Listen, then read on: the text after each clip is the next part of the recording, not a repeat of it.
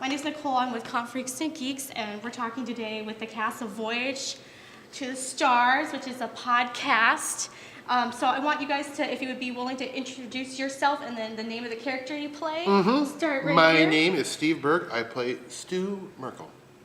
And then back there. I'm Ryan. I'm not in it, but I wrote it. Oh, that's the very creator. important. That's very The important. less important one. Yes, he's the guy. The important one he pulls here. the No one strings. cares about. Yeah, What the do they reason. do too? We're just He's meat the puppets. reason. Come on. That's right, we're just meat you're puppets. It. You're it. Yeah. Meat puppets. I'm Janet Varney, and I play Sorry, the AI. I'm Felicia Day, and I play Elsa Ringford, Chief Science Officer. Of course, yes. Gotta keep walking. Dolphin lover. Never let me live it down. My name's Colton Dunn, and I play Captain Tucker, the star. Who wants to solve it? No, that's Yep. And these are the extras. You got to boast your star power. So, could you guys tell us a little bit about your podcast and how it came to be? I know you do it a lot through improv. So, how did that all come out? How did you guys come up with this idea and kind of get together? This guy. Well, I'd want to do something in the genre space just because that's something I love personally, and anything like sci-fi, fantasy, etc. And just, Felicia and I we've worked together for a long time, and we've done a lot of stuff in digital, like Geek and Sundry, and our own stuff. And so it was fun to kind of think of like, oh, what's a way we could do something in the podcast space that's, a little bit different, or just, people are starting to play in this fiction space more on that. And so we have this idea of like, well, let's do, this sort of sci-fi story where we're telling a story through the logs of these different characters. So it makes sense, that's told through a podcast audio that way. And it's obviously a trope we know from like Star Trek and things like that. So it works as both, comedy, but also narratively. And with all these guys, we have different touch points. Like Felicia I've worked with for many, many years. Steve, I knew growing up as a kid because he's best friends with my brother in high school, back in Omaha, Nebraska. Janet I've worked with, and we just sold a TV show together and stuff like that. And Colton I have just met recently. But he's the star. Yeah, he's the star. None of us really know him. It's hard to know the star. You know Colton. Yeah, I know of No. him. Yeah. But I would say You just get to work with him. I he like just shows up and we just like, Thank God. They don't have the guts to tell I like me. the idea that you just showed up and you're like, I'm the star. I'm in this too. He wasn't even casting it. He just showed up on the recording day. He's like, I'm doing this part.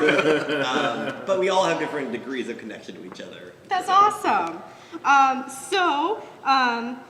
What's the best part about making this all together, this podcast all together? Do you guys work together recording it, or are you working out separate areas? We No, we're record it all all together, together. yeah. Oh, awesome. Because it is lightly improvised, so we have a story structure that we're improvising over. So it's very important for us to all be in the room together so that we can really bounce off of what each other are saying. Okay, awesome. So all the dialogue you hear is made up, and when we listen to it back, we have no idea what we said. So it's Oh, us too. that's Which is awesome. really great. It's Yeah. like amnesia acting. And then Amnesia acting. That's exactly And what it is. it's pretty much like one performance. There's not much starting and stopping, so it's like when they hit record, it's basically like we just go. So it's almost kind of like a live show. There's little edits here and there, and there's obviously like beautiful sound engineering, but it is just almost kind of like one thing. have you ever because you said it's a lot of improv, have you ever done like a scene and you said something, you're like, what the heck was All that? the time, almost everything. Pretty much all the Yeah. But then it's great because everyone else is so talented that if you say something that's kind of like weird or maybe doesn't fit, Don't play off of it. they'll make it work. So Yeah. that's the good thing about performing with very talented people. Like in nerd pop culture impacted your life or inspired your life? Oh. And that was a very open-ended question. You should talk about your alien obsession. Yeah, well, it's not an It's an obsession. obsession. It's, Come on now. it's interesting. Curiosity. I've since I was a little kid, I'm fascinated with the UFO topic. Abducted by aliens. Yet I'm probably more skeptical than anyone in the room. I don't believe there's aliens from another planet actually visiting us, but I believe there is another intelligence interacting with us. So that's. I don't know where I'm going with this. You pit me on to this. I am interested in all things. Like I love just the esoteric, like kind of paranormal stuff. Wait, what? But I'm sorry, what? Yeah, I don't know You, this. you don't think there's aliens here, but No. that you think there's an alien intelligence communicating with us currently? From another dimension. Yeah, I just don't think it's like flesh and blood creatures traveling in a ship another light years AI? away. I don't know what it is. That's the thing. I think it's something Do you that's hear completely voices? unknowable. No, I've never experienced anything. I've never seen a ghost. I've never heard a voice. I just read a lot about this stuff. Colton, we've talked about it. I'm with you, But buddy. it's a There's fascinating tulpas world. I've discovered also. Yeah, there are ancient Vedic thought forms.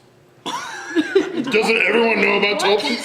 The ancient thought forms of tulpas. Yeah. And I did not In know the about Vedic until tradition in India, they had, well, this is, now we're just, I'll just shut up. I like UFOs, I think they're fun. I am a big science fiction guy. My favorite show of all time is probably Battlestar Galactica, so to work in the sci-fi 10th genre is so fun. anniversary Now. Yeah. this year. Are they gonna do anything with it? I mean, I don't know. I hope so. It ended so perfectly though, so. Yeah. Anyways, sorry, Ryan. I'm just a huge video game fan, anime fan, always was as a kid growing up, and so pretty much everything I've mainly ever worked in has been somehow in this space. So, yeah. That's awesome. So you gotten to do a lot with what you Oh, yeah. love.